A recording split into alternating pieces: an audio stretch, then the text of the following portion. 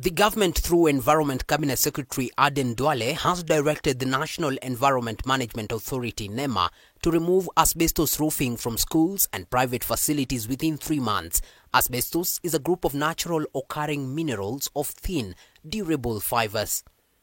Asbestos is a group of naturally occurring minerals of thin, durable fibers. It was commonly used in building materials for insulation and fireproofing owing to its heat resistance and strength. Give it enough time, allow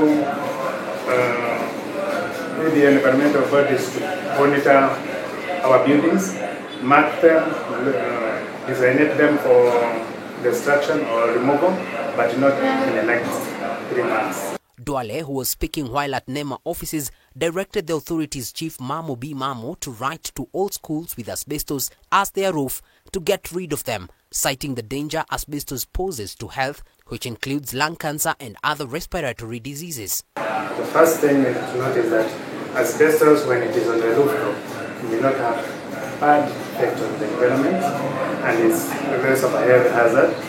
The movement, when it becomes a challenge, is when you break it or you disturb it, and that's when the dust is released. Environmental experts have, however, raised concerns on Kenya's capacity to handle the large-scale removal and disposal of asbestos. Tungejaribu kuifanya hii mipango polepole, usiwe na kuharakisha, maana tukiharakisha ndio tutakuwa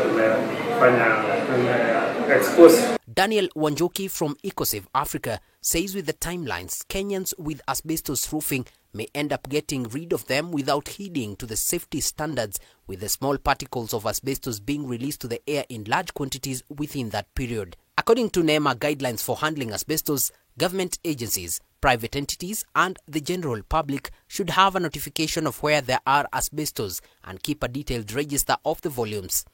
The guidelines also recommend that those handling asbestos should have personal protective equipment and people evacuated from the area asbestos are being handled for at least 24 hours.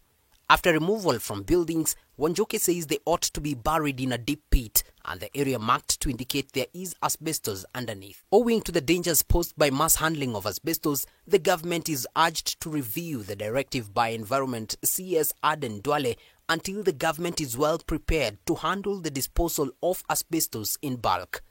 David Kagina, K24, Nairobi.